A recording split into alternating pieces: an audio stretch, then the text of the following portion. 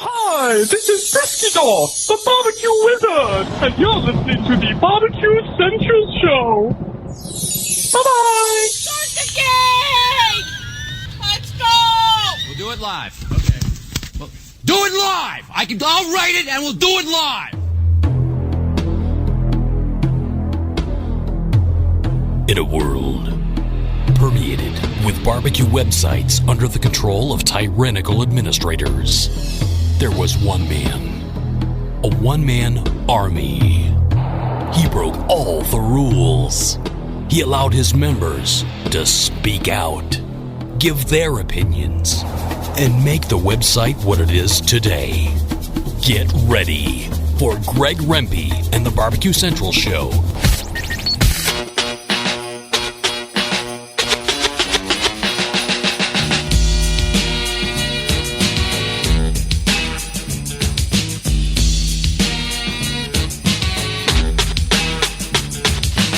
Live from Cleveland, Ohio, it's the Barbecue Central Show.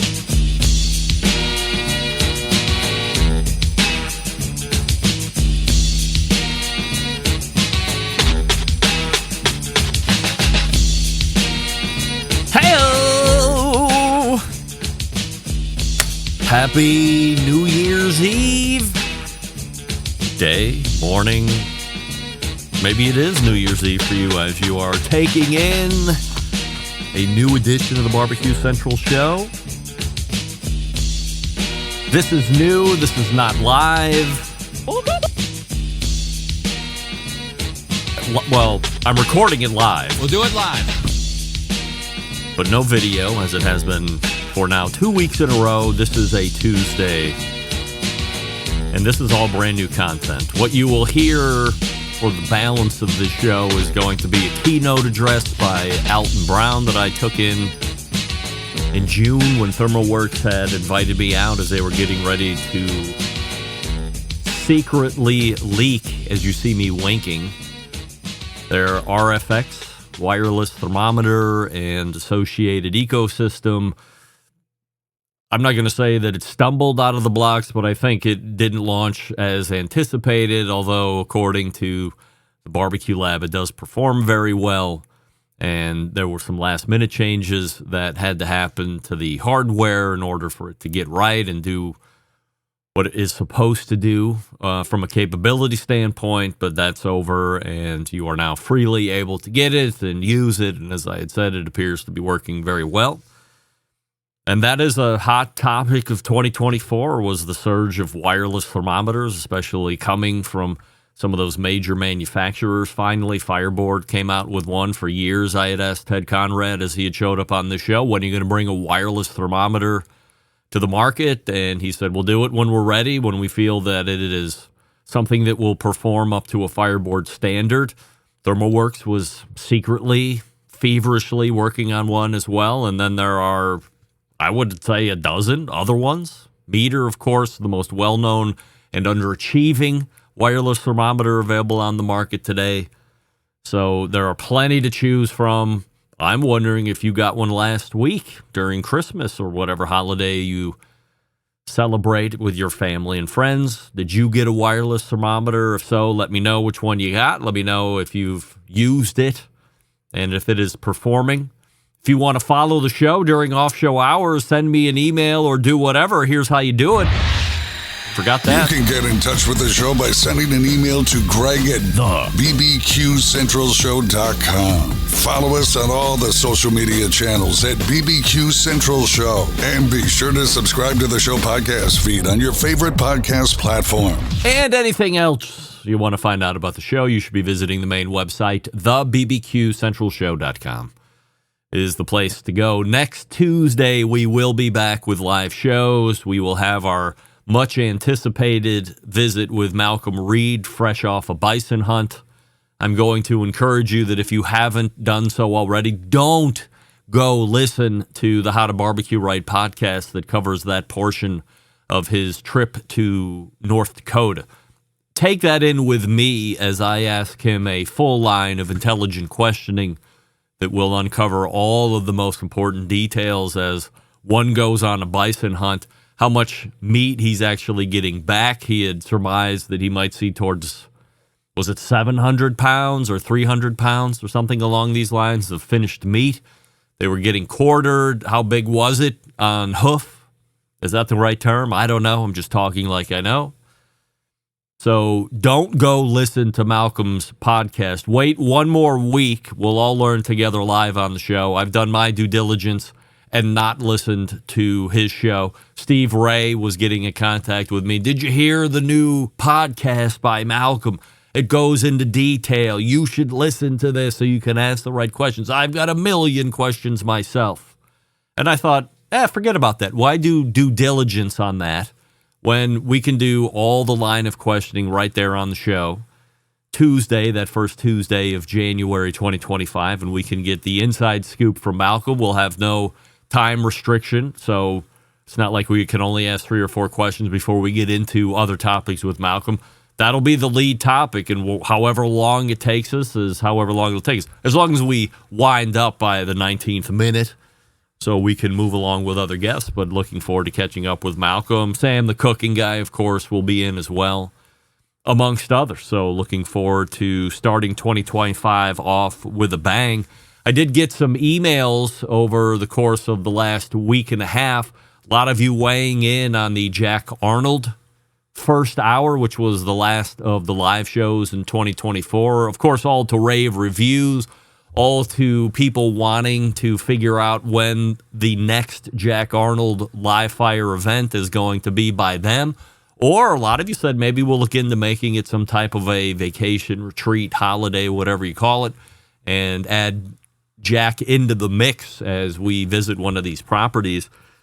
Full disclosure, it is absolutely expensive. This is what I would call a Steven Reichland type of event, except you're not even taking part in the cooking, but these resorts, the Four Seasons, the Ritz-Carltons, these are the elite of the elite properties. So when you get there, don't be surprised when you see $1,000 a night, $2,500 a night type price tags. Not for all of them. They're all not that far in the stratosphere from a price standpoint, but they are elite properties. Along with that comes price tag and amenities that have to be paid for and continually maintained. So know that going in if you haven't researched those properties before. Very expensive, very elite. And along with that, you could have the opportunity to join a live fire event that Jack hosts. And of course, if you are doing that or if you've ever been to one, I would love to hear your experience. Almost was at one in St. Louis a couple years ago. It didn't work out. I was there for volleyball. Volleyball dictates everything. And of course, I have no life of my own when we are on a volleyball tournament. We're out of that life at this point, but almost was able to put it together. We were literally blocks away from each other, but weren't able to make that connection. He's in and out, as he had talked about.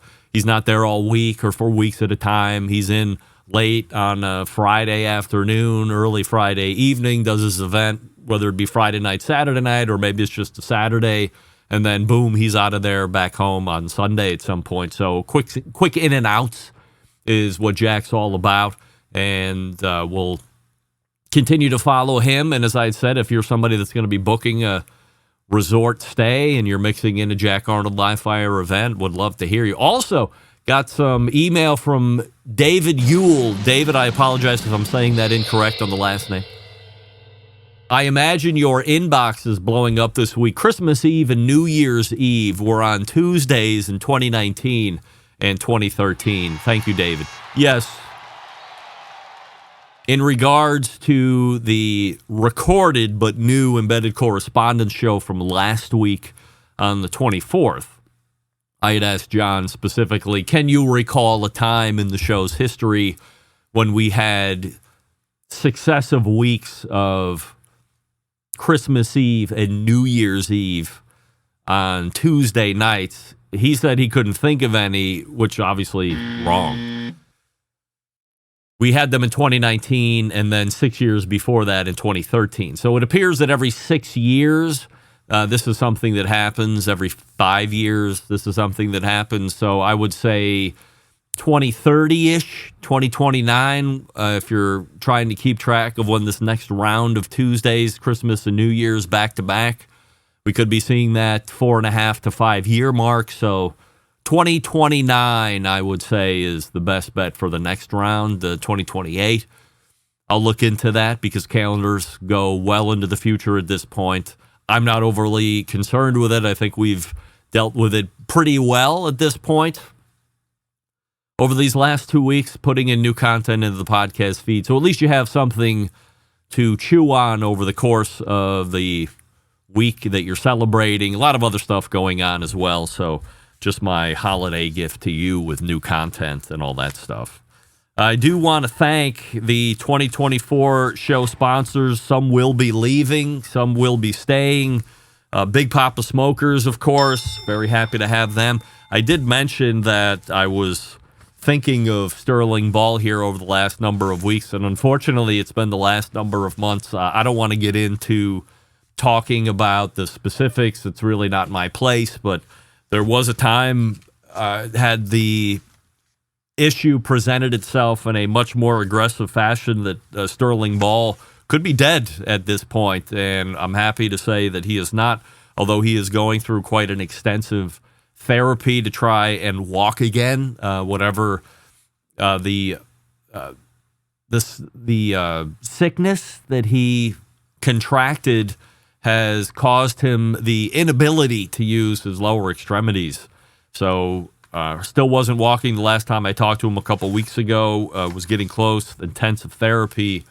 If it's one thing that we know, and it's one thing that I know specifically about Sterling, tell him something that he can't do and then watch him do it. So I think therapy was a little on the edge on if he was going to be getting the use of legs and being able to walk again. And he has really shown them that his competitive spirit is alive and well and should regain the ability to use his legs and to walk again, hopefully at some point during the first half of 2025. We'll continue to follow that progress. So if you're somebody into shooting positive vibes to anybody, I would say Sterling Ball is certainly one you want to send some positive vibes to.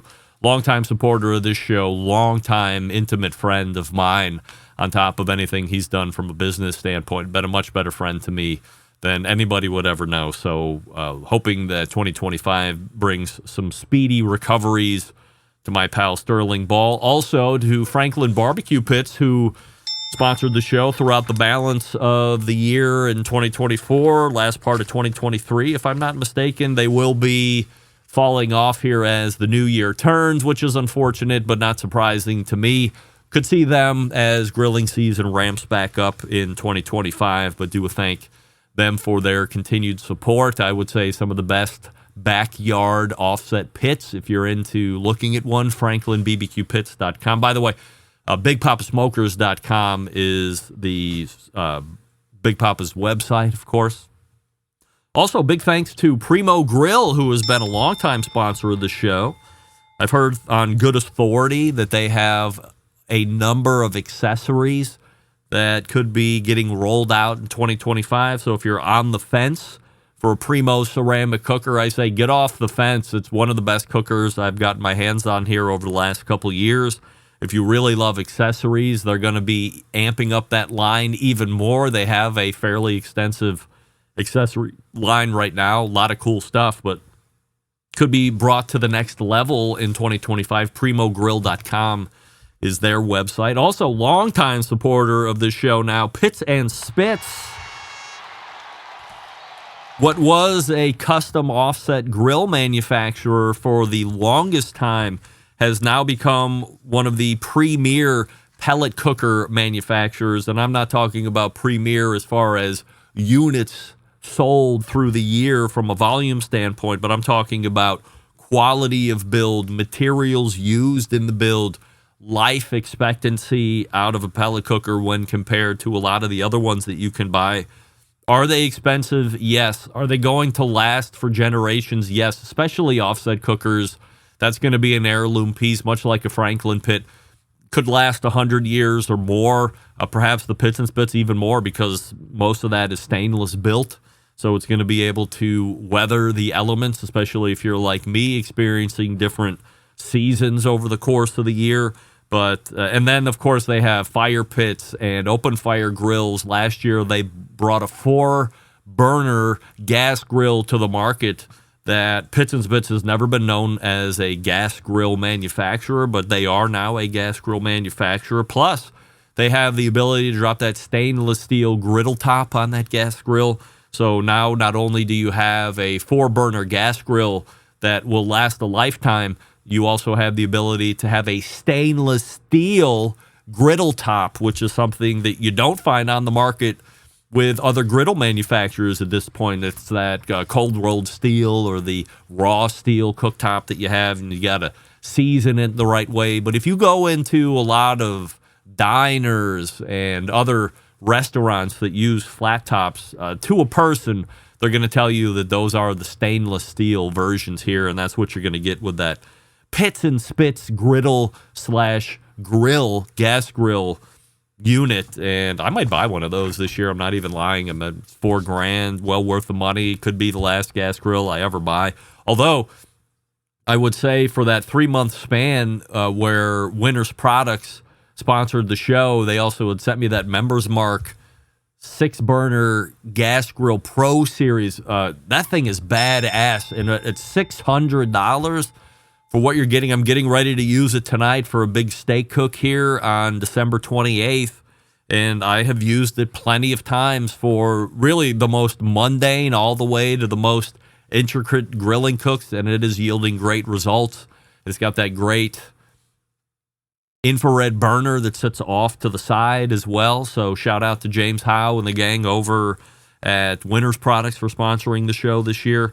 And certainly last but not least, Schwenk Grills, another mention there, or another nod to the infrared burner. But this one is full infrared burner technology, and it's used in some of the best steakhouses, the steakhouse chains, Morton's, Del Frisco's, Cut 432, all those. They were doing a great Christmas bundle earlier in the month as well. I am a little unsure if Schwenk Grills continues into 2025. We're in negotiation at that point, but you know me, I've never been one that has been overly interested in trying to keep somebody that doesn't want to be part of it, or soliciting just for soliciting's sake. It's got to work with the ecosystem of the show and some of the other sponsors in the show as well. I think there could be a great opportunity that we could. Is this a prediction of 2024? I don't know. Could we see Weber and the Barbecue Central show getting together? Maybe. Really close with Blackstone for a couple of years. Of course, we know my pal Roger Daly is taking over as CEO whenever that deal between Blackstone and Weber closes, which was the story of the year, of course, as we closed out 2024, was the combining or merging of those two companies. So I have some inroads with the most elite of the elite at the controls over at Weber / Blackstone at this point. So we'll see if that leverages into some business for the Barbecue Central show. I mean, it would be great, a lifetime goal to partner with Weber. Have I been critical of Weber? Absolutely. Would I stop being critical of Weber? Absolutely not. This is what you have come to know and love the show for. Also, we want to thank cookinpellets.com, and I can't mention it, but there's a chance that after maybe a 10-year run that they could be unfortunately out. There's other stuff behind that I'm not allowed to mention, but they've had a long and extensive advertising run with the show and support of the show, which I certainly appreciate. So we thank Chris Becker and the gang out there. We'll keep you advised on how that plays out. Also, Fireboard continues to remain with the show, and they continue to dominate the thermometer market and the products and the ecosystem that they're building. McAuliffe Cigars, of course, is great. And then two of my best friends ever, and they happen to be married. That's Noah and Amber Glanville from Pit Barrel Cooker, continue on with the show into 2025. So the stable and stalwarts of sponsorship remains, and we'll see if there's anything new. Maybe we see a reemergence of a Green Mountain Grill sponsoring the show here as they get their footing into 2025. And who knows what else. But like I tell you each and every time, I'm not in it for the sponsors. That's just gravy. And I sell trucks for a living. That's what I do when I host this show when I'm not selling trucks, and it's all fun, and it's just a great pleasure. So as we get ready to turn into 2025 later on this evening, I hope you enjoy your Wednesday, your New Year's Day. I hope you are going to have a safe New Year's Eve if that's when you're consuming the show here prior to getting to your celebrations. And I want to take this time to personally thank each and every one of you who listen to the show, however you listen to it, or maybe you're watching it live on a Tuesday, or you watch it live instead of getting audio podcast. However you're getting it. Gang, we're getting ready to go into 2025. On February 7th of 2025, we'll have started, which I believe is the 17th year, or perhaps it's starting our 18th year, celebrating our 17th year. I'm unsure on how that math works. But in 2008, February 7th, 2008, we started live shows. And February 7th of 2025, I believe that's a 17-year anniversary any way you cut it, whether we're going into our 18th year at that point or we're celebrating the finish of the 17th, whatever. But few podcasts are still around. Few podcasts are still pumping out new content and are as anxious to provide you with the quality entertainment and education and insight and breaking news and comedy and looks outside of the industry that this show is giving you. Perhaps there aren't any at this point. I mean, we're into 1,700 total shows, all things considered. It's insane. And the fact that you continue to want to hear content from me and the show and my recurring guests is just so humbling. I'll speak for them when I say they are also humbled to be able to appear on the show to provide some type of entertainment and education and insight for you. They don't have to be humbled to be a guest on the show. If they are, that's fine. But to be a conduit of information for you folks, really that's what it's all about. And if you all wrote me an email tomorrow and you said, we're completely uninterested and we want out and no more, the bottom line is I'm going to show up next Tuesday and I'm going to continue to do it because I still like doing it. Remember, I'm still operating off the thought that nobody's actually listening anyway and that I'm just throwing it up there and I have no idea what happens after I upload, but I do know, because the numbers tell me, that there are millions of you that have downloaded the show, well over 3 million at this point over the life of the live show, and tens of thousands of you do it each and every month, which is incredible to me, and that's what keeps the sponsors around, which, again, secondary. But the fact that anybody's listening and giving feedback, positive or negative, I'll take it. I'm here for all kinds. Is such an honor to me, and I don't take it lightly. It is not disingenuous of me to say this is an honor of my life to have been able to have done the show for as long as I have, and my commitment to you remains steadfast. Barring any type of crazy emergency, I will be here Tuesdays from 9 to 11 p.m. Eastern live as we do it here. We'll do it live. Every Tuesday night, you will see the podcast show up Wednesdays and Thursdays, hour 1 and 2. You will continue to see the Best Moments show up on Fridays, courtesy of our pal John Solberg, executive producer of the Best Moments show, the Best Moments of the Barbecue Central show in 10 minutes or less, and all the great guests. I will be here trying to bring you an even better year of shows, trying to break even more records, trying to introduce you to even more new people, more new mindsets, more new manufacturers, and more outside of the box stuff than you've ever heard in years past. My commitment to you remains that. That's what I wanted to do each and every year, and that's what my commitment is to you as we launch into 2025. So with that being said, we will get ready to launch into the Alton Brown keynote speech. I will apologize in advance. I recorded it from my field recorder. He did not have a solo microphone that he wielded for me. Could I possibly ask him to do that? I mean, yes. Have you met me? I thought that would have been a little tacky. However, I've been known to be tacky. Absolutely. So if you can't hang with the sound quality, I get it. Immediately eject. My thought is this. The content is good enough to where if you can understand what he's saying, because it's not up to the show standard, but you can understand what he's saying, I would say hang with it. A lot of really good information, a lot of good education in there that you're going to want to hear from. And from a person who is widely revered in the live fire industry and the cooking industry as being a genuine personality of his own, and somebody that's really smart, wicked smart. It's Alton Brown. Maybe he'll be a guest on this show in 2025. By the way, Michael Simon is booked on this show to talk about books.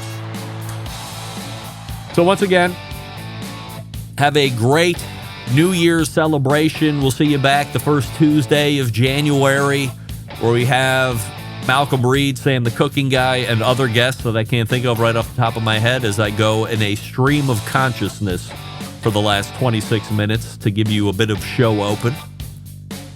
And again, if you're looking for ways to support this show, support the sponsors of this show. I'm not selling you anything. I'm not making any money off you. But if you're in the market for a grill or a sauce or a rub or a component or a service, whatever, go to the show homepage, see who is currently sponsoring the show, and then give them first consideration. Support them. They will continue to support me. It's hand in hand. One hand washes the other. Quid pro quo. Actually, I don't think that's quid pro quo at all. Anyway, get ready for Alton Brown. I will see you next Tuesday at 9 p.m. Eastern. And as I always leave you, September 11th, 2001, I will never forget. And until next Tuesday at 9 p.m. Eastern, this is your program host and proud U.S. American Greg Rempe saying, Shabbat! Shabbat!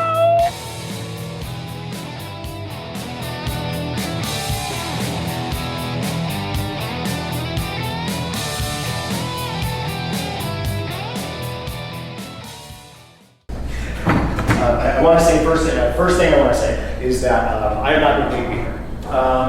My wife wanted me to come, and she's like, finally, being able to be in a room with a bunch of people who won't be bored with all the crap you want to talk about. So this is completely self-serving trip. I have nothing but warm feelings for this company and for the devices that they have made, which through the years have made me not only a better cook, but have allowed me to make better food, which is not necessarily the same thing, and help me to teach myself, which I think is a great deal of why instruments of any type are necessary in our world. I'm not going to pretend for a moment to be... are there any thermodynamicists in the room? Really? I took class twice. Can we just have an agreement that you just will be quiet for the next... Because I am an amateur fan of thermodynamics, but it's an incredibly complex branch of the sciences. And I didn't do that well in college physics. So we're just going to take a note from, there's a wonderful scene if you've seen the movie Oppenheimer. Has anybody seen Oppenheimer? This fantastic scene early on in the movie where Niels Bohr, the physicist, Danish physicist, played by Kenneth Branagh, says to the young Oppenheimer, you know, can you hear the music? Because if you can hear the music, you don't necessarily have to be able to read the music. I cannot read the music, okay? I can't do math. It's just too hard for me. And I don't really think that most of you guys want to get into getting into chemical equations and physics equations today. So maybe we'll just talk about hearing the music. I want only one thing out of the next hours. I want at least a few of you to leave here thinking differently about a couple of the most basic concepts in cooking. And believe me, I've been trying to teach people how to cook for 25 years. The hardest thing to teach them. In fact, I'm not even sure it can be taught. At least not by a teacher. There are so many pins here to choose from. I don't know how many of these I'm going to take up, so well, that's not a very good pin, but I'll do it anyway. This concept right here, ladies and gentlemen, is the trickiest thing in all of cuisine to talk about. Anybody here that isn't wearing a Thermoworks shirt, want to tell me what heat is? Anybody? Come on, somebody. Energy. Energy. Energy in and of itself. So the gasoline in the tank of your car is heat? No. Not yet, right? Not yet. We'll get into that. All right, so we're going to talk about the differences between that, and I'll put this one over here. Oh, that's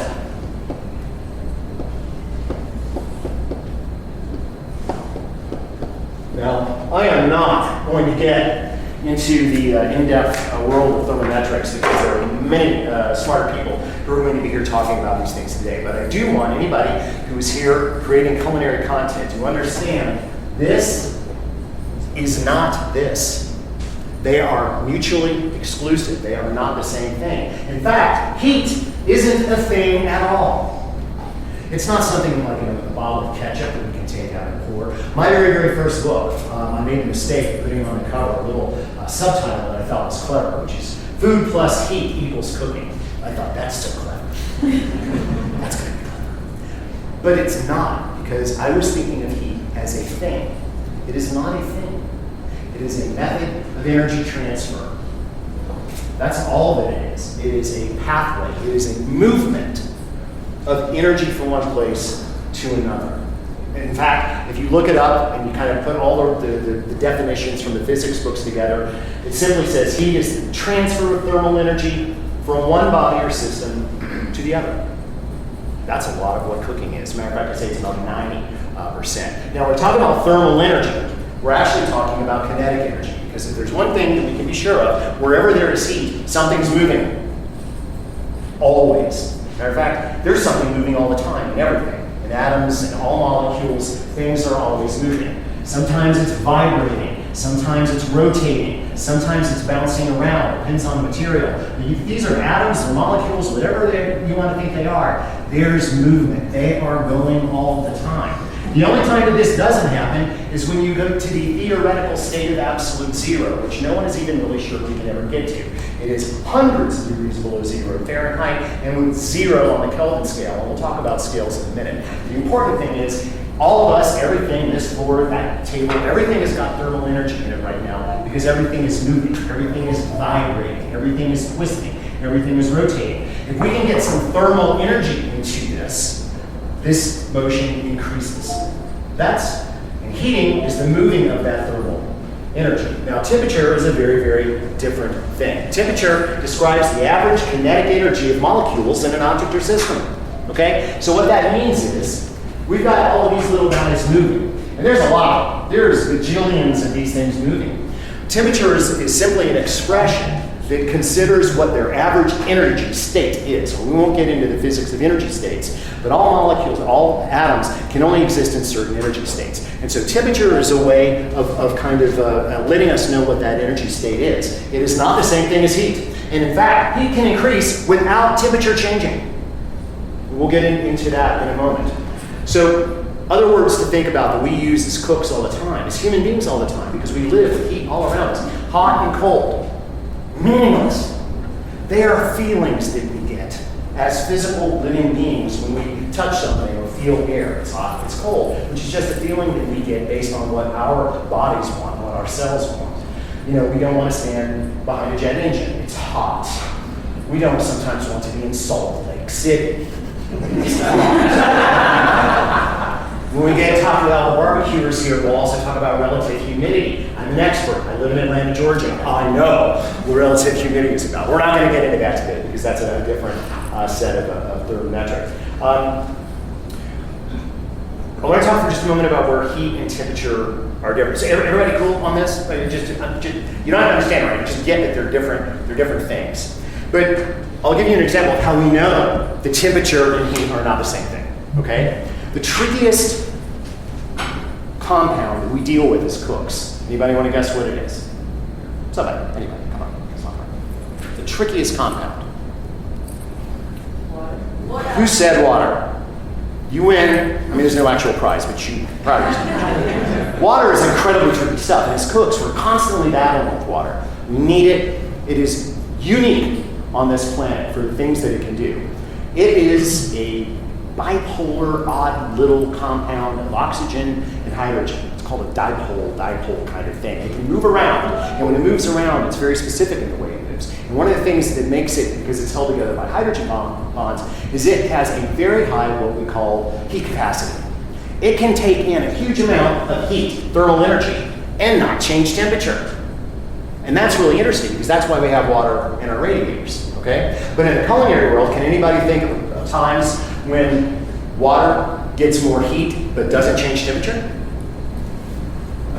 Converting from liquid to gas. Phase changes. So phase changes. When a solid becomes a liquid, or a solid becomes a gas, or a liquid becomes a vapor, whatever. Whenever something changes, energy is absorbed. Okay? So we make steam. Has anybody gotten burned by steam before? Your automatic thing in your head is that is hotter than boiling water, right? It isn't hotter than boiling water. It's pretty much the same. But here's the thing. Even if steam is only 212 or maybe 213 degrees Fahrenheit at sea level, it's packing a lot more energy.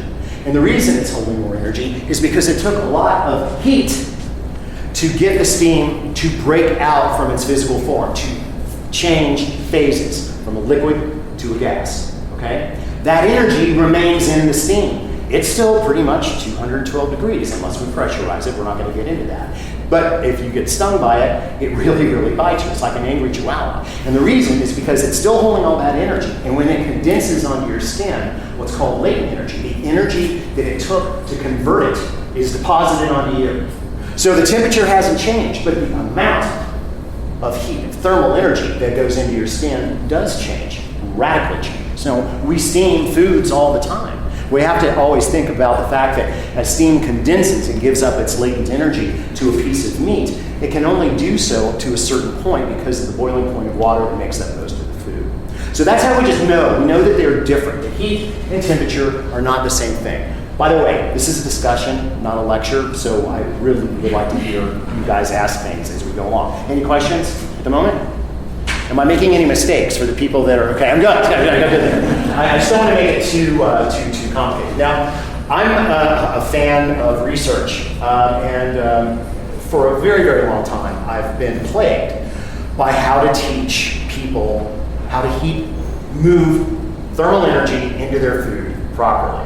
So difficult, right?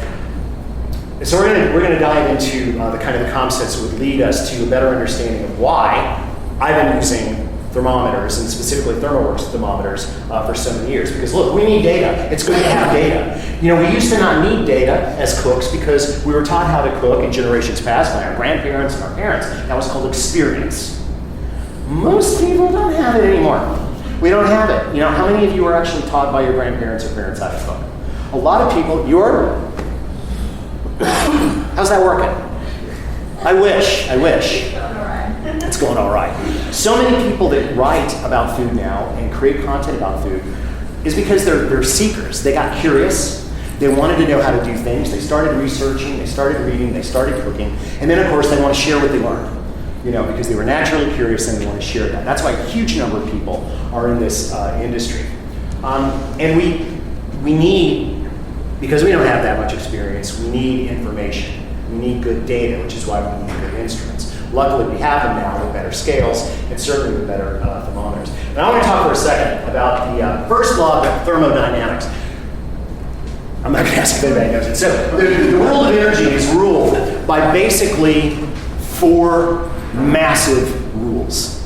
We're actually going to start, though, with the first law. First law, I'm not going to write all this out, blah, blah, blah, blah, blah, thermodynamics, blah, blah, blah. You know what I'm saying. Okay, so the first law of thermodynamics is that energy cannot be created or destroyed. Every bit of energy that is in the universe has always been here, and it's always going to be here. All it can do is change, right? We can't create energy. We can shepherd it, however, as cooks, okay? You think about it, it's so easy to think that we're going to go, I should probably write that down, can't create energy. Can't create.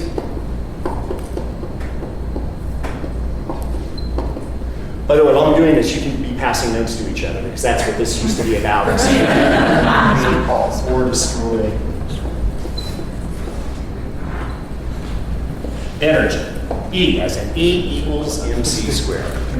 You cannot do it. So when we think about we're going to cook. In cooking, we're going to redefine, at least I would like to redefine it, as the shepherding of thermal energy into food, right? To make it taste better and to make it more nutritious and to make it safe to devour.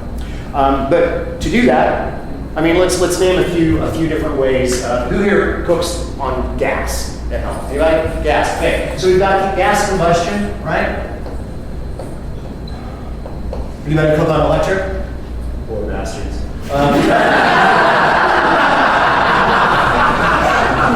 Electricity. And when we're talking about cooking on, I misspelled that. Electricity is that we're usually talking about physical. Yeah, something. We're talking about actual physical resistance because we're talking about creating heat by shoving electricity down a little bitty physics pipe where it meets resistance and gets hot. So it's a physical thing. The people who said they were cooking on electric, okay, we're gonna go with you, sir. Would that be like tell me about the cook surface that you have? Is it sealed surface? You got a glass top, but it's got like cow rod thermal units underneath, okay? Or perhaps light. You know, there are ranges that just use pulsing halogen light, okay, so that's light energy. But in any case, it's taken from electricity, which is probably made at a power plant. They probably burn something, right? They burn coal like they do where I live in Georgia, or maybe there's a nuclear reactor hidden someplace. Some other form of energy was turned into that energy, and now you're turning it into thermal energy. But you didn't make it, right? You're just shepherding a change in order to get your food where you want it to go. What are some other ways that we can generate thermal energy for food? Induction? Okay, induction. So that's electromagnetic.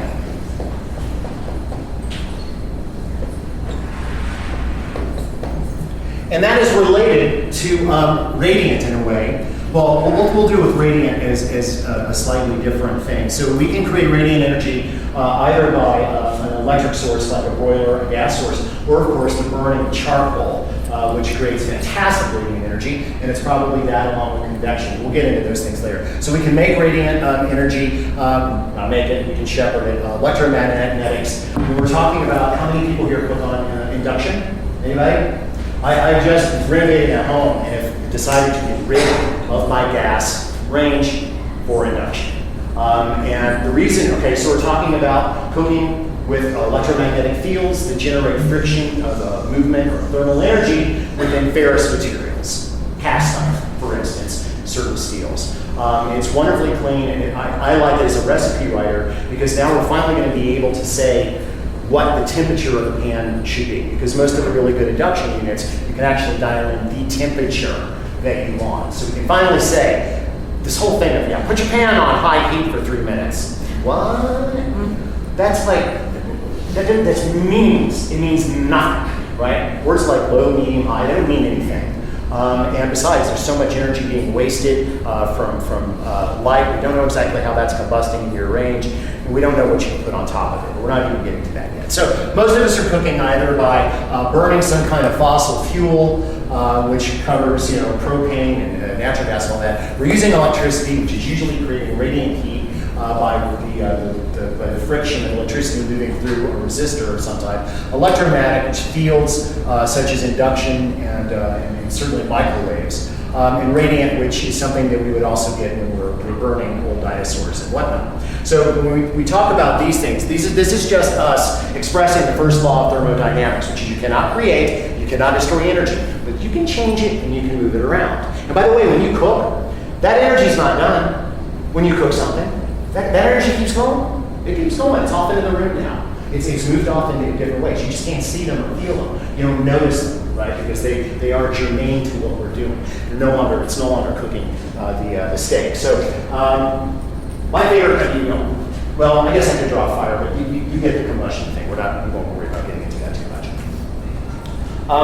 So that's the first law of thermodynamics, and it's important because it lets you realize that when you're cooking something, you're really just shepherding a resource into your food, and it's going to go back out again. You're borrowing it. And I think that that's a really interesting mindset because it makes you think more responsibly about how you want to get that energy. Where is it coming from? Where is it going to go after this, right? So I think that that's a good thing to think about. Now, the second law, is there an eraser here? That's too much. The second law of thermodynamics is perhaps the most important, well, not the most important, but it's close when it comes down to cooking. Heat energy, second law, deals specifically with a concept called entropy. We're not going to get into that. What's important is to know that if we have two bodies, we'll call these, I don't know, blocks of tofu, call it whatever you want, doesn't matter. If one of them has a lot of thermal energy in it, which you and I would refer to as hot, lots of thermal energy, so we'll just say that it's H for hot, and that's how we would judge it. The heat energy will always move from areas of higher concentration to levels of lower concentration, which I will use with a C here because the common vernacular will be cold. This is an absolute law of physics that holds the universe together. Nothing is more important in our existence than this truth. The flow of thermal energy spontaneously, by itself, without you doing anything at all, is going this way. So all of these little guys that are twitching around come up against a bunch of little guys that aren't twitching around, are going to push them and make them twitch. Okay? You're going to make them do it. That is the nature of things. Can it go back the other way? Yes, but not spontaneously. If we pour more energy into this system, we can make heat move from here to here. We call them refrigerators. But we have to pour energy into it. We have to spend more energy to make that happen. So this is what we're doing when we're cooking. Okay, let's just say for a moment.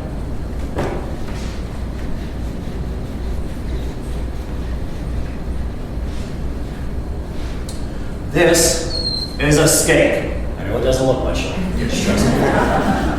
And we'll say that this is a pan. We'll call it a cast iron skillet. I don't know, something like that. Here it is. And you have electric, and it's yeah, we're not going to use yours. So we'll say that we've got gas. These are flames.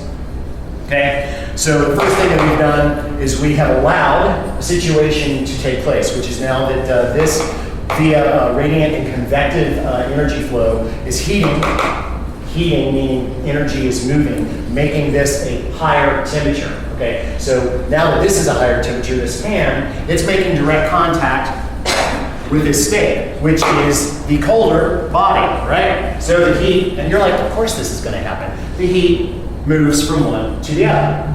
That's great.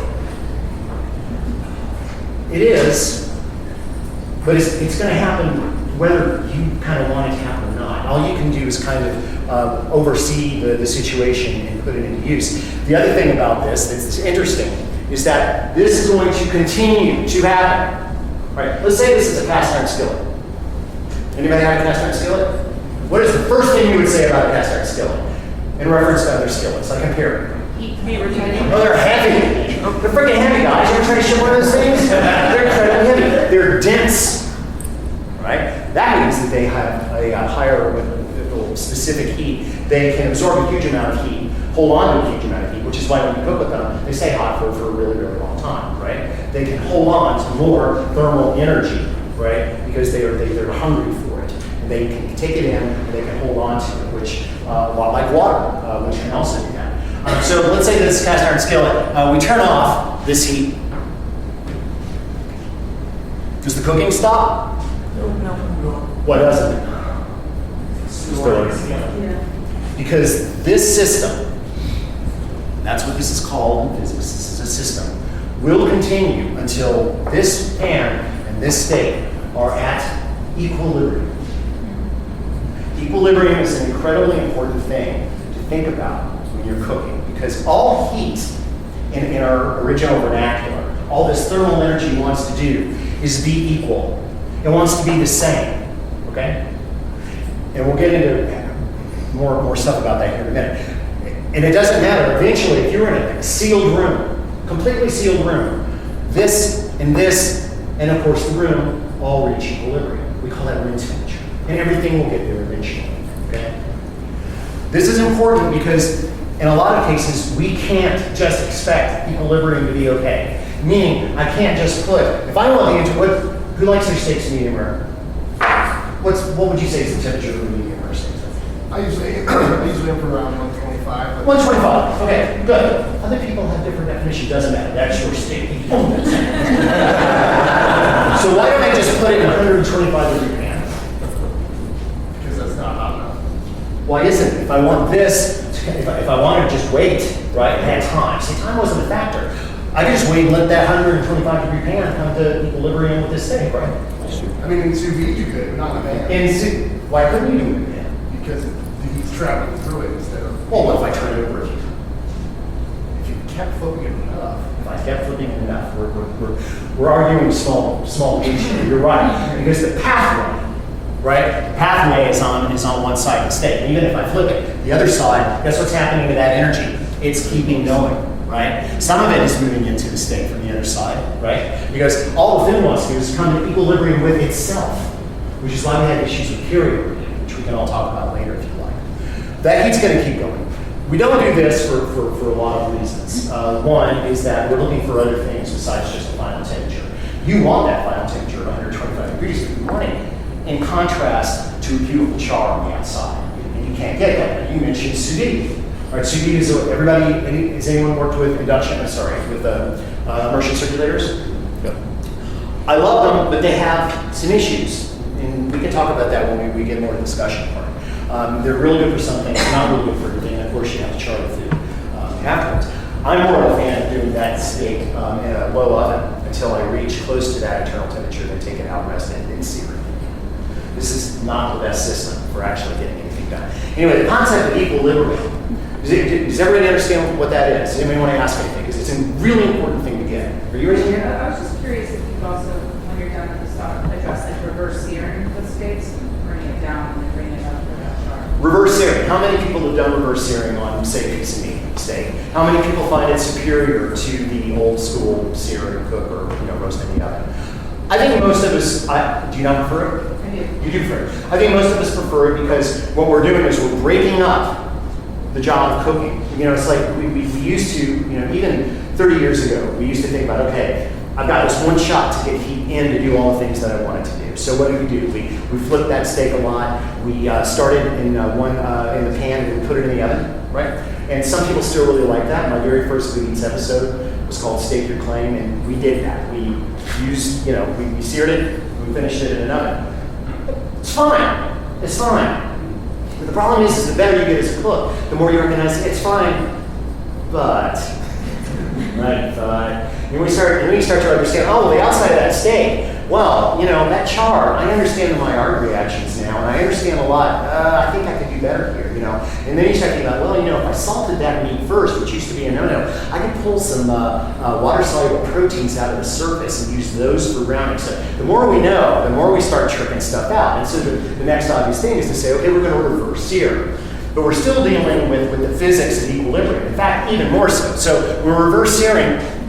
Sorry, I've gone way off my thing here. That's kind of what this is about. Because I really, really, really want to get through this second law of thermodynamics because it's so important. So let's say that we've got two things that we're gonna do. We're going to put the steak. This is an oven.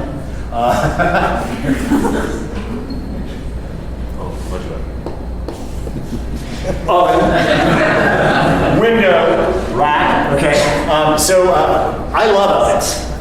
I really love ovens because you can tell them what temperature you want to create an entire environment for, and it's relatively gentle because the air inside the oven is not that dense. A lot of people think that we're actually cooking with the air inside the oven. We're not. We're creating a gigantic four-sided or however many sides the cube has, radiant heat source, right? Because we're really talking about heating the inner walls of the oven, which is why heavier ovens are better ovens. So we've got all this energy that's radiating in towards the steak, right?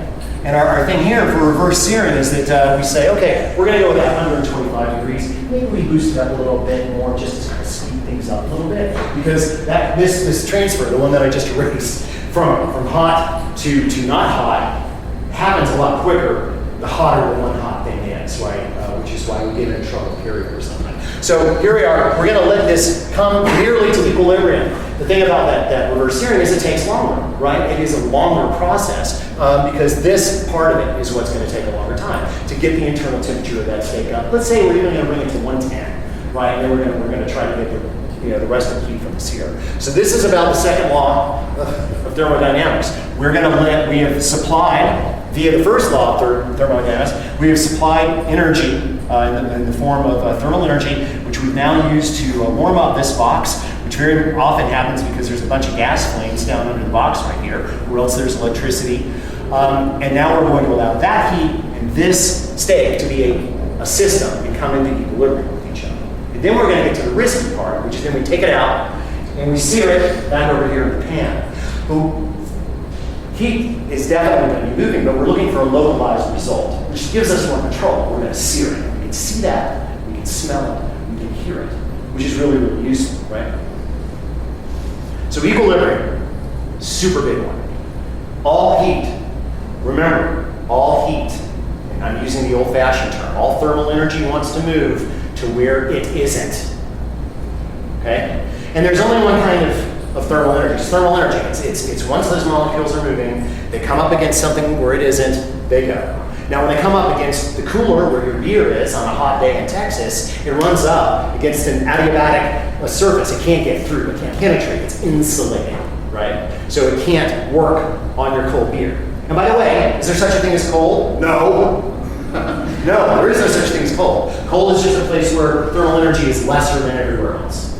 Okay? Which is why making a martini is actually cooking.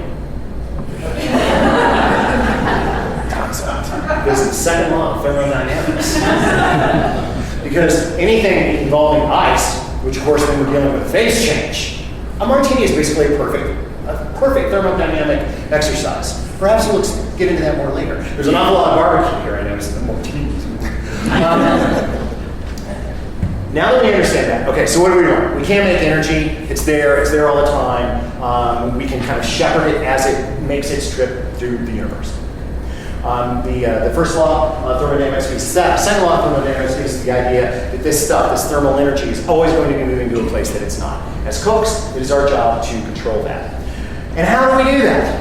Well, the whole idea, why I'm here, actually goes to another law that was developed after the first and second laws of thermodynamics, and people realized that it was so important that they needed to actually put it before. But they didn't want to renumber the others, so they decided to call it the 0th law of thermodynamics, and it's the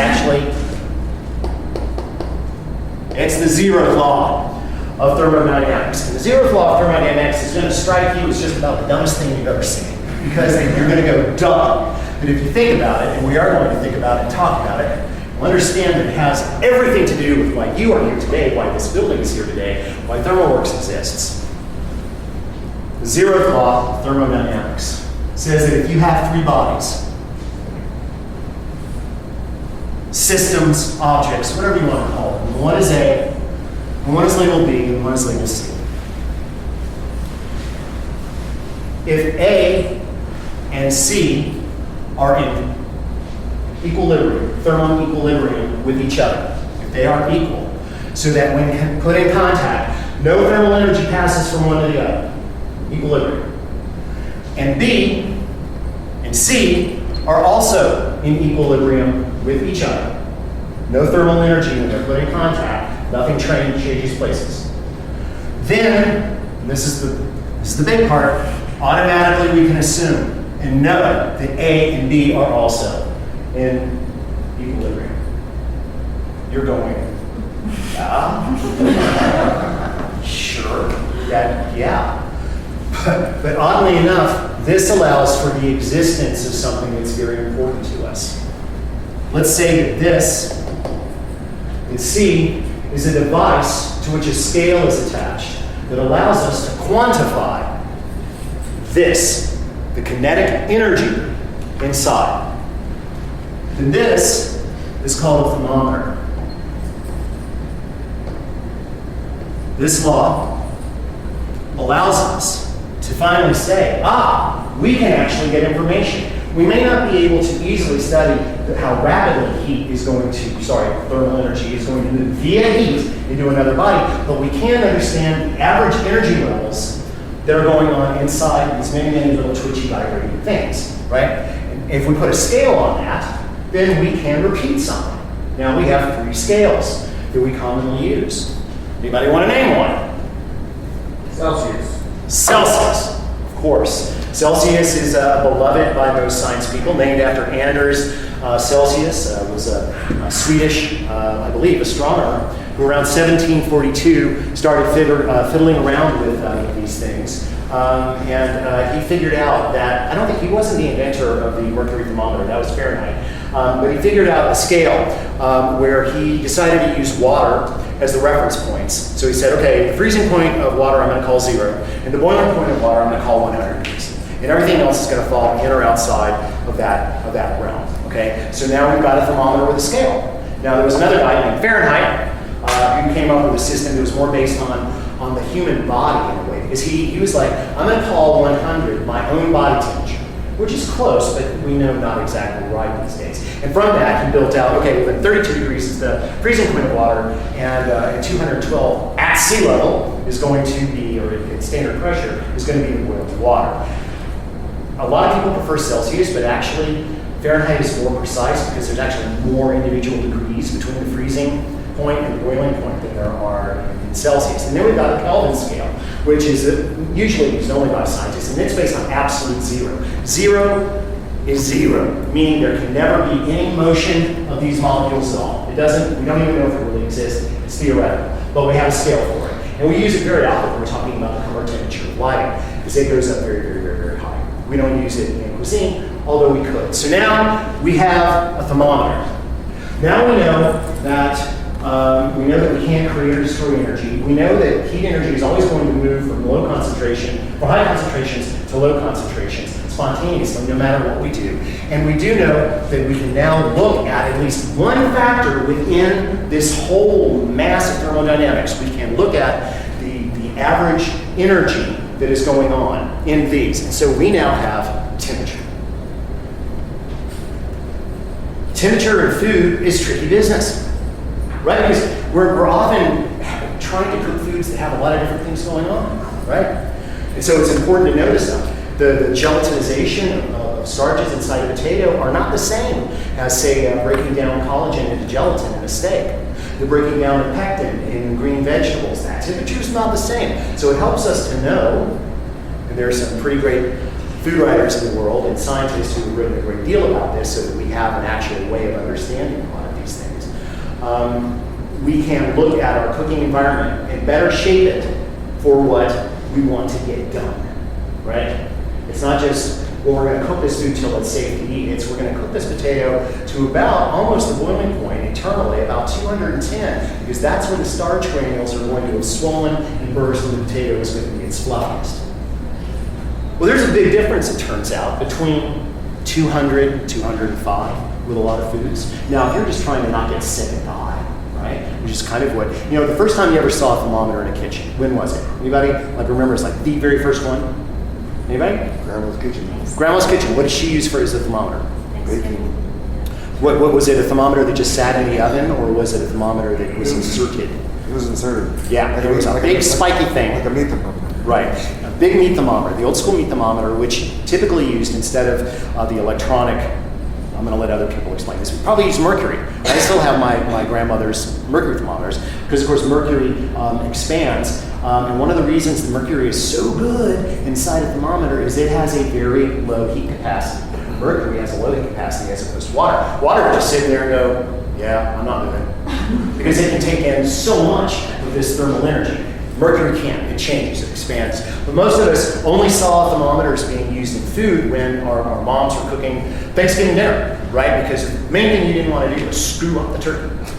Because if you screw up the turkey, there's another kind of equilibrium called bad gossip that will spread from a family event, like heat energy, right? So you don't want to do that. So very often they got that thing out and they hammered it into that, opening up a giant, hole down into the meat. Or else they used the pop-up thermometer, which was even worse, because of course that's all about an epoxy's melting point. It has nothing to do with the actual meat of the food. So we now have an amazing advancement that's happened just really in the last 30 years, where we've got people that make serious instruments. Any of you that, I don't know how many of you, when they talk about Fluke Instrument Company, that's like the shit. Fluke is like, you want an electric meter, if you're dealing with electricity, it's like, I want that because I want to die maybe if I don't get this right. So now we finally have people like Randy and his family are saying, we're going to take that same attitude towards serious instruments, and we're going to convert that. We're going to take that mindset into the culinary world, right? And it just didn't exist. We didn't have it. We didn't have that level of accuracy. We didn't have the design of ergonomics for the tools, and what we call readability. I mean, when your grandmother, and my grandmother, have you ever tried to read a mercury thermometer in a turkey inside a steamy oven through the window? Even if it's right, who cares? I don't know what it says, right? And so you're opening the door and you're pulling the bird out and you're getting down like this with a flashlight to read the thermometer. And by then, all the heat's out of the oven. You're actually, it's often said in quantum physics and mechanics that when you get things small enough, the sheer act of observing them screws them up. Right, you can't. And the same thing with reading old thermometers. It's just even getting the information, which is often wrong, or not actually relevant to what was going on. Because here's the thing.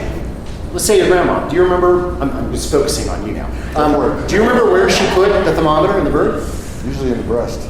Usually in the breast. Now, in some ways that makes sense because that's the piece that would typically dry out the fastest if we cook it in traditional manners.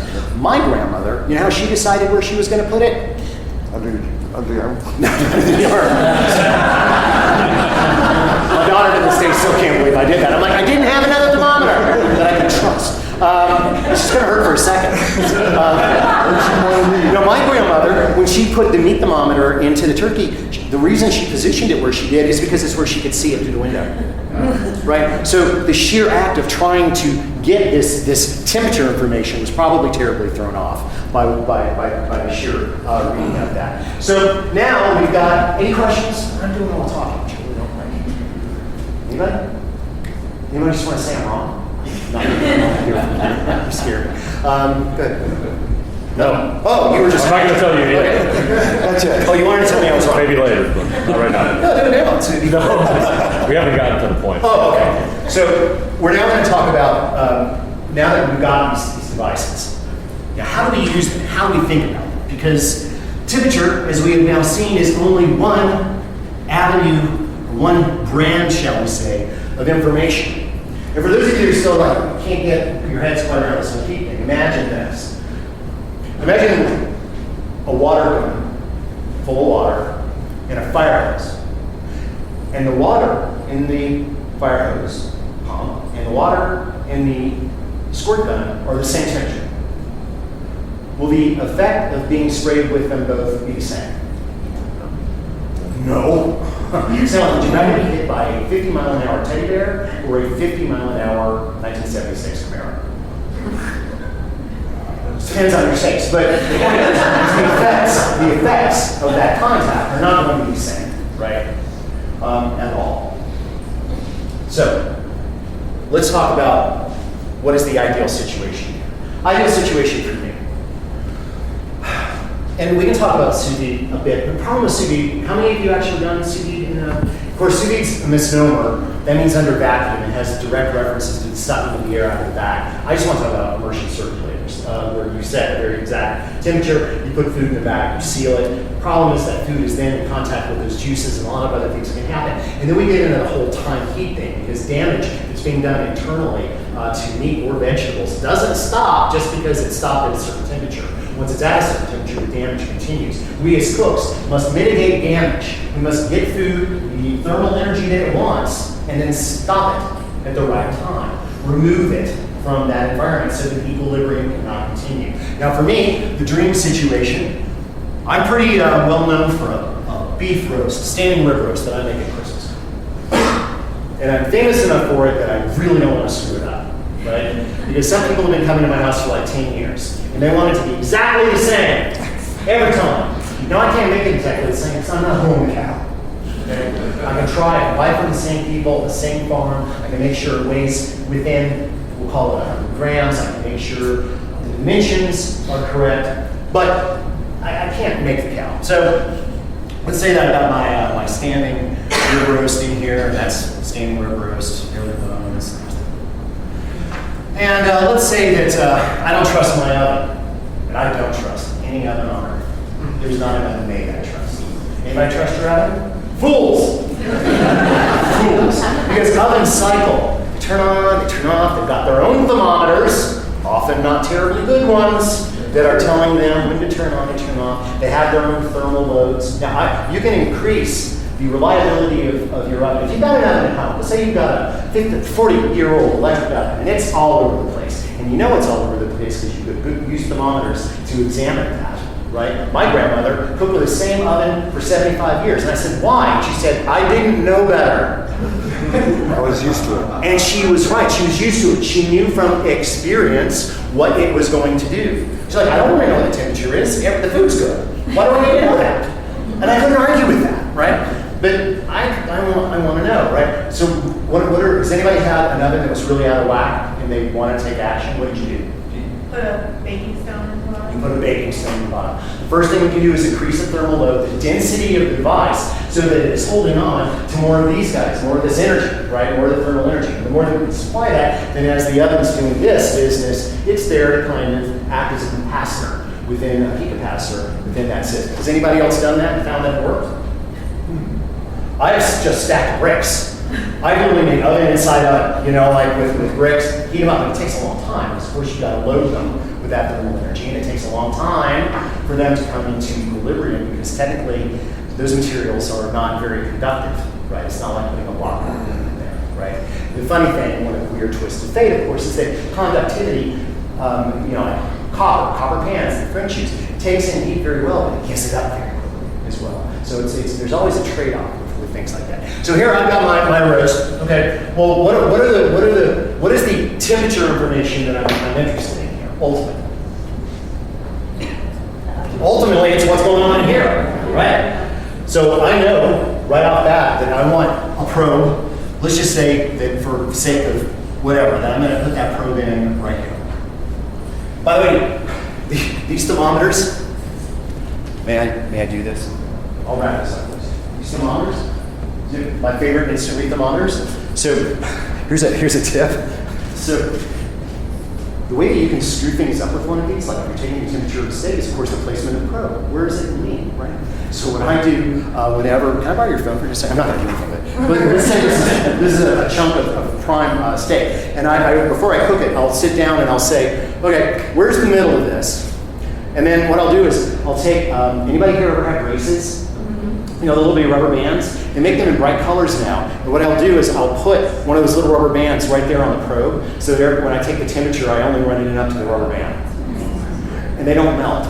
So it's like I know I'm taking one variable out of the equation. Now, if you guys want to make some silicone little things like that and stick on there, pretty good thing. Name that after me. It'd be really nice. So it's your responsibility, because you know it's like you can buy a Ferrari, but if you don't know how to drive it, it's not going to give you very good results. So knowing where this probe is supposed to be and what the information that it's going to get is going to tell you. You're better off putting it in horizontally, which is what I do. It was hypothetical. It's hypothetical. You want it in here instead? You want it in here? Yeah. Well, no, I don't want it in there because that's not in the middle of the mass. That's only in the middle of this geometry. If I want to get center mass, I really do need to run into here. And I don't like to do it from straight down like this. I want to stay away from that bone mass, right? Because it's got a different conductivity. So I tend to go in at a diagonal for no other reason, but I find it's a lot easier to deal with the wire. Because I still like wires. I've got too much Bluetooth in my life, and I just don't like to work that way. Does that make sense? No. No. Okay, By putting the probe in horizontally, you're now measuring a distance. It's quite a bit. You're basically measuring a point. When you put it horizontally, you're getting at an average point. No, you're not. No, you're not. No, you're implying that the entire probe is reading a temperature. It isn't. However, that roast isn't going to be good. Just because you have a center point at a certain temperature doesn't mean the rest of that cylinder. No, it doesn't. Is at that temperature. No, it doesn't. Why would putting it in horizontally in the end, which is my only option for horizontally, or you want it horizontally this way? Yeah. If the tip of the probe is in the same spot, what difference does it make? Because your chance of getting your geometry correct is better, because it's a lot easier to see the center of a shape going this way without doing the rubber band trick and all this other stuff. Well, I don't do that on this one.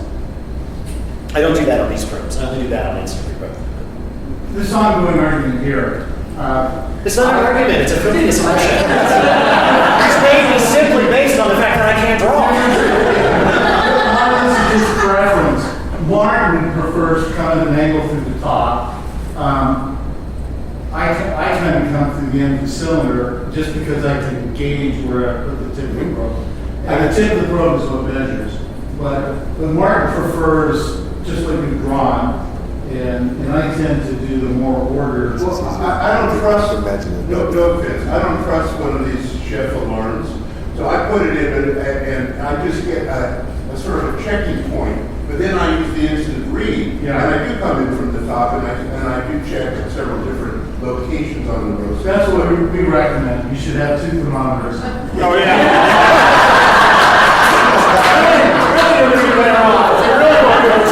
Let's take about 7 thermometers. One for each side. Let us say that one of the things that we are both showing in our preferences here is that experience has taught us that the method that we chose works for us, because we've learned how to interpret that and interpolate that information in the experience of our cooking, right?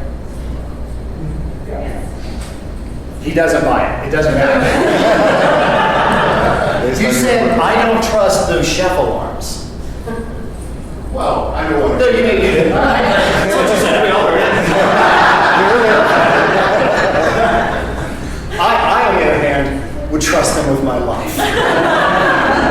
But let's say that we have a chef alarm. And a chef alarm, one of the wonderful things about a chef alarm, besides being able to set alarms for temperatures, is that it's got 2 probes. And I can have that be one probe. And what do I want my other probe to be? I could make it another probe going into the other end. I could then have another chef alarm. And I could put a probe up this way. And I could have another one that's going this way as well. I could put infinite number of probes into the meat. But my ability to actually make sense of that and make changes to the course of the march of thermal energy via the second law of thermodynamics, it's useless information to me. I don't need it. I can't do anything with it. I'm going to do an average, and then by the time I've done the average and I've done the math, it's overcooked. I would prefer to just have a few points of reliable information. What I'm really just as interested in is having this probe connected to an air probe reading the inside of the oven. That's what I would rather have. I would rather be able to know that this oven is telling me the truth, that it's doing what it's supposed to be doing, and I'm going to watch as those numbers change. And the other reason that I like these thermometers even more than the instant read is they're good trend instruments. You can watch the level of temperature change, which I find really valuable. Okay, an instant read takes a snapshot. That's it. That's where you are right now. The thing is that heat transfer is a speeding truck sometimes. So what is that snapshot? It's a little blurry. It can only say, okay, right now it's this, but in 5 seconds it's not that anymore. And in another 5 seconds it's going to be something different. So for things like looking at the final temperature of a steak, things that have more surface area, where it's got a different surface mass ratio, I'm going to use an instant read. But for something like this, I do prefer something like the, well, it's got two models now, the chef alarm, the square one, which is my personal favorite, because I can set those. Square dot. Sorry? Square dot. You're not what? Square dot. Square dot. I'm sorry. I don't understand how dots are square. It's all angles. In my world, I have a hard time with that. Okay, a square dot, which is my personal favorite thermometer of all time, because I know that I've got a bunch of different probes. It's really wonderful that these guys make probes for different things. I can reliably read what the oven is doing. I can reliably read the spot that I've clearly put the probe in the wrong place. Clearly. But I can watch how those 2 things change, and that gives me more control over the entire equilibrium situation. And I also know that, at least it's my roast, I'm doing this at a lower temperature, I'm taking it out, resting it, and then I'm searing it at the highest temperature I can get my oven to be. And in my case, that's usually because I've tricked my oven into doing a self-clean mode by filing the lock off, which you should not do. It will probably void your homeowner's insurance, but it'll let you get up there about 70 or 50 degrees. It's not right, don't do that. don't be like me. The other factors that, of course, we have to consider are the heat capacity, the conductivity, the density, not only of the pots and pans we're using, the intermediate vessels for the movement of thermal energy, but the foods themselves. What's the water content? That's going to change everything. How much fat is in there? How a piece of meat with a lot of intramuscular fat cooks a little differently than one that doesn't. But by having good temperature information, we can't really. If we have some labs, we can get all that other density information. But for regular folks like us, certainly like me, who can't even interpret that information, being able to have good temperature information to know the average, energy level of those molecules helps me to make decisions on when to stop and start the process of equilibrium. And we all know from the second law of thermodynamics. Anybody have any questions? Because I've talked out of my time. Go ahead. By the way, the other thing that we didn't even get to real quickly is that once we created all the heat, we really only generally accept that there are three ways to get that heat ushered into food, right? We talk about conductivity, direct contact, ouch. We talk about convective energy, which comes from the flow of a fluid or air or smoke, right? And then we talk about radiant energy, which is the only one of them that can work in a vacuum. And that's literally waves of electromagnetic energy. So those three things, we're always trying to recombine new ways or more efficient ways to get more out of the cooking. I skipped over that one because I was running out of time. Go ahead. I would be curious to hear your perspective on the stall. Like when you're cooking a brisket and it stalls, my understanding is it's because of the evaporation of the moisture in the brisket, and then that, I'm assuming, is changing all of this thermodynamics. Water, well, no, it's just living up to thermodynamics. Okay. Because there's a huge amount of water involved in that. And the water can absorb a lot of heat energy without changing temperature. So if you're only looking at that thermometer, right? It's kind of like if you're flying an airplane. You constantly are looking at all your instruments because everything matters. We don't have many in cooking. We've got good scales, right? We've got good hygrometers. We've got good thermometers. But if you fixate just on that, you're not really getting a full picture of what's going on there. So I don't even like calling it a stall. It's entering a phase that is expected and natural for what's in there, right? And in most cases, can it be other things? Yeah, there's a lot of factors, as you know, even down to the moisture level of your wood, that you're burning. But if we're just talking about the food, then that's usually dealing with water, because water is going to take in a certain amount of energy before it changes its temperature, because it has that high, they used to call specific capacity. On the same subject, I've been around doing this a long time. I never cared about the stall. Whatever happened, happened. Modern cooks seem to want to rush through that by wrapping things or turning the temp up a little bit. What are they doing something right or wrong, or it doesn't matter? I don't know. How's the food? The ends justify the means to me, and cooking is. We can make it as scientific as we want all day, but the art of it, right, comes out of your personal experience with that food. And when I talk about experience, I don't just mean, when I was talking to somebody about this earlier, because I talk about this with culinary training a lot, it's like, experience isn't just having something happen to you, right? It's having something happen to you, seriously thinking about it, writing down results, and learning what happened so you can look for it again. That's learning. That's real experience. So if you you may jump up and down. You may wrap your meat in Lucky Charms for half an hour. Whatever it is that gets you to a result that you and the people that you're feeding likes has its own validity. It doesn't have to be scientifically valid. It doesn't. It can be voodoo. It can be literally voodoo. Or somebody like my grandmother. This is like because it works. Because I like the food. Your grandfather will eat it. Didn't need to know. We proportionally want to know the more information we're given, So that kind of makes it difficult for us to get away from those things. But I don't think it's a mistake. I think if they want to wrap it up, they don't want to wrap it up. They want to worry about the stall. They don't want to worry about the stall. I'm a minimalist and I'm lazy, right? So odds are I'm going to try to find the path of least resistance. That's my own equilibrium, right? So I'm going to try to find a way to get the best food I can without sitting and staring at it or poking it with 15 probes. But I'm not competing, right? I'm just feeding folks. And that's one of the reasons I don't compete, because I get too stressed out about that. But I don't worry about it either, by the way. I let it go. I think to contribute to this discussion, exactly what you're talking about. The reason something like brisket doesn't change temperature is because at that moment it's at equilibrium. So the heat entering the brisket from whatever cooking method is equal in magnitude but opposite in sign from the heat leaving because of the evaporation of water. And the evaporation of water takes a huge amount of energy with it without necessarily changing the temperature. Exactly. So heat is still moving, it's still doing its thing. And of course this happens very often when you're getting up to that point where the box and the meat are not that far apart from each other, so everything's slowing down, right? So as that energy goes, you're looking at that one thing, that thermometric information, and you're expecting it to change. The cooking is still going on. This thermal transfer, heat is still happening, but heat and temperature aren't the same thing. So, and the better your thermometers are, can't overwhelm that. They can't beat that. They can only do what they do better, more efficiently, and more accurately. Anyone else? I know I've got to shut up here soon. In defense of my horizontal, well, a lot of us only have one oven, and we're cooking prime rib, for the Christmas dinner. We like to have more shelves available. By having that probe sticking us vertically, we've eliminated the opportunity to put it in the shelf above it. That's another reason. What if I run it in from underneath? If I put it in diagonally underneath, it's the same thing. I'm going to do my scalloped potatoes and my roasted squash. Well, I'm a real man, so I'm actually doing my roast on a grill, not on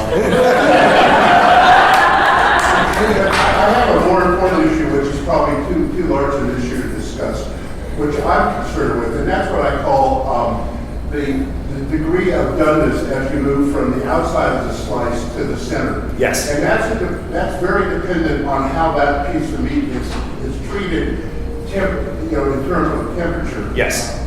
In terms of heat transfer. Yes. Yes. And there's that hint of letting that roast come to room temperature. Well, a 10-pound, and I've done this with the help of probes. And you pull a 10-pound roast out of a refrigerator and leave it for an hour, and you pull it out at 42 degrees. An hour later, it's 46 degrees. If not 43 degrees. But however, I found that it'll cook more evenly, even with that slight increase in temperature. And so the question would be, what are the ideal balance of temperature between the roast and not killing people with bacterial infection, and the best result for getting a evenly rare slice across the entire slice? And very few recipes deal with this issue, and most of us don't want rare slices all the way through, or at least more than just the center of the piece of meat. You need to think about a roast in terms of more just sticking it in and getting a final temperature. Absolutely, and in my own case, I also think that it has to be something that is within the reason of. Look at it this way: if you had 10 guests, well, if it's for your roast, let's say it's 10, and they're going to come watch you cook all day, and you come to the conclusion that I'm going to take this meat out and I'm going to let it sit at room temperature for 10 hours. Let's just say that you've decided that's the best. No, you're not going to kill anyone. Because the bacteria that's on the outside is going to be killed by this here. It doesn't matter. Let's say that that's not the point. But their enjoyment of that roast is now going to change because they're worried about that. How many people felt worse after they went to the doctor because they found out one little thing, like, oh, I'm going to die? It's the same thing. So it's a much more holistic thing. Now, if you really do decide that that is the method that works best for you, then just don't let them see you do the cooking, right? And I mean, I've tried it. I've left out a roast for 12 hours to see if I could get this. But in the end, I have found it's much better to just cook at different levels. I start my roast in a really relatively low oven, get that temperature up, take it out, rest it, and then blast it with really high heat. It gives me a gradient, but it doesn't look artificial. It's not like black, blue. It's not like that. I get a little bit of the natural grades, but most of it is the same all the way across. That's how I have found the best way for me to do that in my kind of workflow of a holiday meal. I like cooking at different levels. There are downsides, I know, because there's downsides to everything, but that's what works better for me, because I want that gradient as well. Now, I will tell you this, when I roast chickens, I take them out for at least 6 hours at room temperature before I cook them. but I'm going to hammer it when it's in there. I mostly want to dry it out. I want the skin like shoe leather dry when I do it. But I don't worry about bacteria because there's nothing that's going to be left in there. But that's just because I've worked up a way of getting a chicken the way I want a chicken. Anyone else? We let our and we do this often, and I've written many recipes for, prime rib for many different sizes. We do about 6 hours. And again, and I do mine. For how? For a 10 pound? For 10 pounds? At least, yeah. I usually do a 5-bone with 10 or 12 pounds. Yeah. And I look at it because I'm curious what temperatures it actually goes in the oven. And usually it's just in the 50 degrees even after the 6 But it makes hours. a difference, doesn't it? A huge difference. Yeah. And so that works for me. That thermal journey is being made shorter. And by the way, that thermal journey is being made even if it's a few degrees without doing any kind of architectural damage. Because heat damages, right? Heat destroys things. Heat energy destroys things. And that's not happening. You're not getting moisture loss except through, I don't know, if you got it covered with something, you're not really. And I'm like you, I'm really a lazy guy, and I can't wait. I can't do that low temperature like you're talking about. No, I'm going to roast it at 325 degrees, but I'm confident that from this method of letting it come up somewhat, at least into the 50s, that I'm going to get very, very good results, and I'm not going to have to wait 4 hours for that roast to cook. And you've got that from experience. I also if I'm cooking for my family, that family from experience, I know to make sure that anything that requires careful reading of things and careful process happens early on. Because I don't like most of my family and I drink. So as I move towards the end game of that roast, I'm not the guy I once was. So I need my processes to fit the holistic thing of the day. And if my mother's coming, I use a whole different process. Just call ordering Chinese. So I can make the whole thing over very, very fast. Anyone else? Great discussion. Go ahead. First of all, I appreciate the distinction you made between heat and temperature. I think that's very important. But one of the things I think you alluded to was the rate of heat transfer, the importance of that. Do you have any thoughts you'd like to share about that? It's hard to stop a faster moving truck than a slower moving truck. I don't think that it's correct for physics, but I think of heat as having momentum. And so the differential, and your own people, and the wonderful website that they've got where they've taken a look at carryover heat, and everybody knows what carryover is, right? The increase in temperature that continues to happen because the food is coming in equilibrium with itself is what we're talking about carryover. But the results have been very clearly shown that the same two pieces of meat, the same weight, if one is cooked at a much, much higher temperature, is going to have more carryover because the outside surface is going to have to do with more equilibrium, right, with the whole mass. So yes, higher heat moves faster. And that's from the second law of thermodynamics, right? Until then it slows down, and then when there's no more interchange, everything's come to equilibrium. I have to shut up. One more question. You get it. 2 minutes. 2 minutes. I got 2 minutes. And I'll answer quick about anything at all. Yeah, so I've got a quick one. Except pro placement on the road. Done with that for now. Yeah, so I kind of want to strip back a little bit. So I'm thinking about like a couple different ideas for like videos, for example, about why should home cooks bother with the laws of thermodynamics. And like obviously, I think everyone in this room we can get there pretty easily of like why you should learn this stuff. Yes. But when stripping it back to like a more general audience, rather than talking about a specific like trying to use temperature thermometers to make the best version of something. One thing I'm always thinking about is like how do we use these concepts with temperatures and thermodynamics and laws of science, but relate it in like human constraints. A lot of the things that you were talking about with like drinking with your family, and at the end, so I get to the question in a second. But the actual question I'm thinking about is like what are some maybe examples of experiments that we could do to maybe get the 80% of the fundamental knowledge across, rather than I think what happens a lot of times when we talk about temperatures, we're really talking about like the final 20%. It's like we're talking about very small differences. Sure. First off, as I said, I was only talking about this stuff because I had an audience that would listen. My wife won't listen to talk about this stuff. 99.97% or whatever of home cooks do not care. But when you're looking at a way to like easily say, well, this is why, tell them it's an insurance policy. Because when you understand that that heat is going to keep going until you stop it, right? You have to interrupt this flow. And the best way to do that is to know what that is, right? But the most important thing, and this is why I want to close with, so thank you. The most important thing a thermometer can do, and by the way, keep in mind, because of the zeroth law of thermodynamics, a thermometer can only take its own temperature. Keep that in mind. That's all the thermometers can take a temperature of anything but themselves. They have to come into equilibrium with the environment they're in, the system. The best thing that a thermometer can do for a lay cook is to teach them what to look for. If I take the temperature of something, I know the temperature, and then I look at it, I feel it, I pick it up, I taste it, and then you maybe you write that down. Over time, you stop maybe necessarily needing all 13 of the thermometers that you've currently got for certain things because you taught yourself what to look for. So at its best, a good thermometer isn't teaching it. It is there to say, there, that's done, that's the temperature you want it, look at it, feel it, eat it, see how you feel about it, heck, weigh it if you want to when it's done, to learn what that looks like. Because this temperature thing is only one part of it.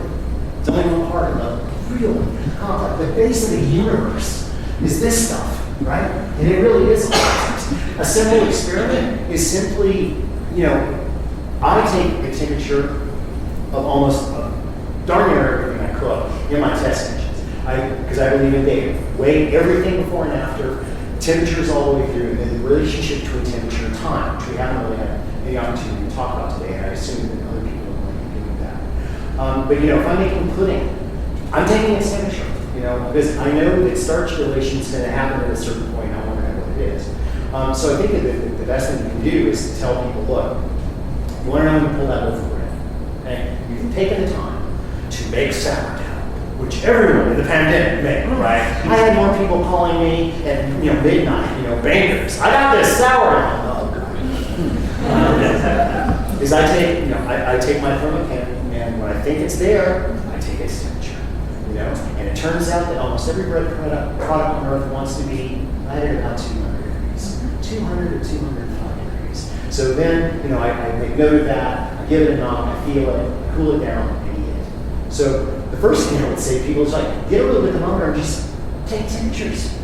Don't try to think about why I'm doing it or when I've got to do it. Just know that the point of this thermometer, where this probe is, I'm going to put that someplace, and it's going to give you information, and I'm going to remember that information. And I don't think there's anything wrong with that, because that rewards curiosity, right? If I tell somebody that they've got to take the temperature of their pound cake, and they don't want to take the temperature of their pound cake, and they resent taking the temperature of their pound cake, then I don't want them to do it, because it's just ruining the experience of cooking. I, however, really do want to know, because I have certain pound cake recipes that I know exactly where I want them to get to before I pull them, knowing that they're going to continue to come to equilibrium once they go down.